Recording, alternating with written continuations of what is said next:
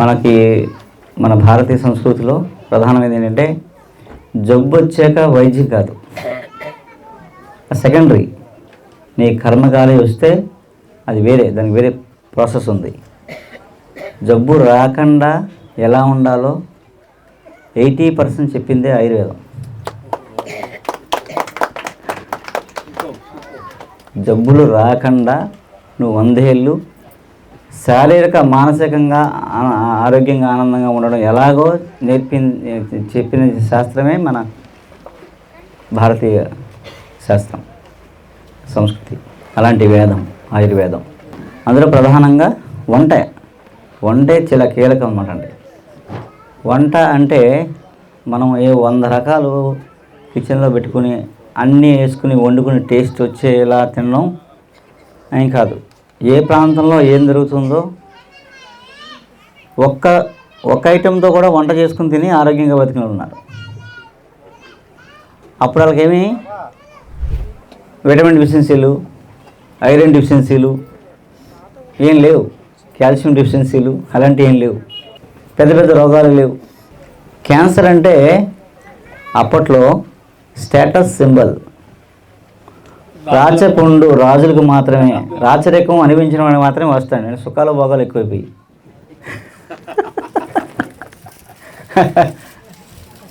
అది వస్తే చాలా అపర కోటీశ్వరుడు రాచపుండు వచ్చిందంటే అది ఒకప్పుడు. ఇప్పుడు రాచపుండు క్యాన్సర్, కూలోడు కూడా క్యాన్సర్ వచ్చారు. ఇది మన దౌర్భాగ్యం. ఎందుకు ఇది జరుగుతుందంటే మన వంట మనం చేసుకోవట్లేదు. ఈ భారతదేశం మొత్తం ఎలా ఉంటుందంటే ప్రతి 200 కిలోమీటర్ల దూరానికి వాతావరణం మారిపోతుంటుంది, మొక్కలు మారిపోతుంటాయి, పక్షులు పశు సంపద మారిపోతుంటుంది, మనుషులు మారిపోతారు, వేషం మారిపోద్ది, భాష మారిపోద్ది, పంటలు మారిపోతాయి, వంటలు మారిపోతాయి, వైద్యం మారిపోతుంది, రోగాలు మారిపోతాయి. ఇది భారతదేశంలో ఒక్క చోటే ఇంత అద్భుతమైన ప్రదేశం. ఇది ప్రతి 200 కిలోమీటర్ల దూరానికి మనకి ఈ మార్పు అనేది ఉంటుంది అనమాట. ఇలాంటి అట్మాస్ఫియర్ ఉన్న దేశం భారతదేశం. అందుకే ఇక్కడ ఈ భేదాలు పుట్టడానికి కారణం అది. ఇంతమంది ఋషులు తపస్సు చేయడానికి కారణం అది. ఇక్కడ మనకు కర్మభూమి ఉంది, దేవభూమి ఉంది, 2 భూములు ఉన్నాయి. అద్భుతమైంది. ఇవన్నీ మన కర్మభూములు. హిమాలయాలు దేవభూములు. సో కర్మభూమిలో కర్మ అనుభవించాలి, దేవభూమిలో ముక్తి పొందాలి. ముక్తి మోక్షం కలిగించే భారత గడ్డ ఇది. అలాంటి అద్భుతమైన భూమి మీద మనం ఉన్నాం ప్రదేశం. ఈ విశ్వంలో మనం ఉన్న ప్లేస్ అంత అద్భుతమైంది. ఇక్కడ ఏంటంటే ఏ ప్రాంతానికి ఆ ప్రాంతం కూరగాయలు, ఆ ప్రాంతంలో వంటలు,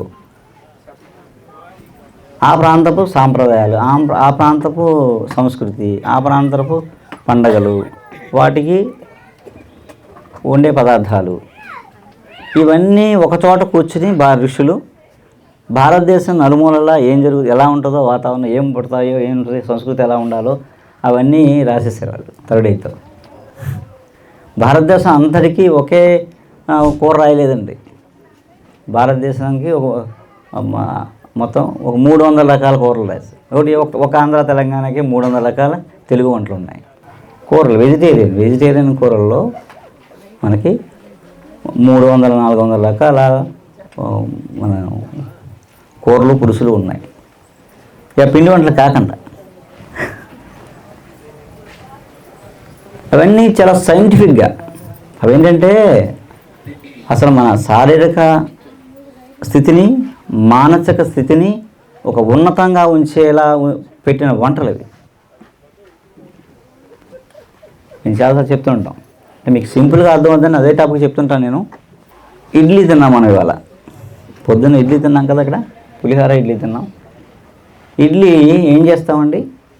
1 వంతు మినపప్పు, 2 వంతులు వరి నూక వేస్తాం, అంతేనండి. అలాగే ఎందుకు వేయాలి? ఎవరిని అడిగాము మనం? మా అమ్మమ్మ వేసింది అలా వచ్చింది, అది అంతే. లేదా ఇడ్లీ బాగా వస్తుంది అలా వేస్తే, అంతవరకు మనకు తెలుసు. అది ఇడ్లీ కాదు మనకి. ఇడ్లీ తర్వాత ఇడ్లీ అయింది. అసలు కుడుం, ఆయకుడుం. దాని పేరు, ఆ ఫార్ములా పేరు ఆయకుడుం. ఎప్పుడు తినేవారు? జబ్బు చేసినప్పుడు, జబ్బు నుంచి కోలుకున్న తర్వాత కుడుం పెట్టేవారు. జబ్బుతో ఉన్నప్పుడు కుడుం పెట్టేవారు. బలం అనమాట అండి, మంచి ఎనర్జీ. గిలైన్లు కాదు. 4 సిలైన్లు పెట్టుకున్నాం అనుకోండి పొద్దు నుంచి మధ్యాహ్నం దాకా, కానీ ఒకసారి వచ్చిపోతే పోద్ది. పోద్ది, ఎందుకు ఏముండదు, శూన్యం. కానీ ఒక కుడుం తిన్నాం అనుకోండి 2 రోజులు పరిగెడతారు, అంతేనది. అయితే ఇక్కడ విషయం చెప్తాను సైంటిఫిక్గా, ఎంత సైంటిఫిక్గా ఆలోచించేది చెప్తాను. ఆ కుడుం తిన్నప్పుడు మనం తినే పదార్థం మనకి మళ్ళీ జబ్బు చేయకూడదు. అలాంటి వంటలు అంతా బ్యాక్ ఎండ్ ఆలోచించి వేసాను, ఫిజికల్గా సైంటిఫిక్గా రాసినవి. ఇప్పుడు ఏంటంటే సైంటిఫిక్గా ఏం చెప్తానంటే, 1 వంతు ప్రోటీన్కి 2 వంతులు కార్బోహైడ్రేట్స్ ఉండాలి తినే పదార్థంలో. ఆ కాంబినేషన్ ఉన్నప్పుడు కిడ్నీలు పోవు. పుట్టి ప్రోటీన్ తినేస్తాను అనుకోండి, కిడ్నీలు లేచిపోతాయి.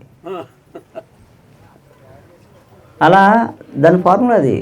అలా తింటే ఎనర్జీ వస్తుంది, శక్తి వస్తుంది. అలా మినప గారెలు కానీ ఇవన్నీ శక్తినిచ్చేవి. అలా అయితే అలా ప్రతి వంటకం నేను చెప్పే ఈ ఆంధ్ర తెలంగాణలో ఉండే 300-600 వంటలు అని చెప్పినాను కదా, అన్నిటికీ సైంటిఫిక్ రీజన్స్ ఉన్నాయి. సో అవి మనం అలా అచ్చంగా ఆ సీజన్లో ఏ సీజన్లో ఏమొస్తున్నాయో అవి తిన్నాం అనుకోండి, చక్కగా సెంచరీ కొట్టేసేవాళ్ళం.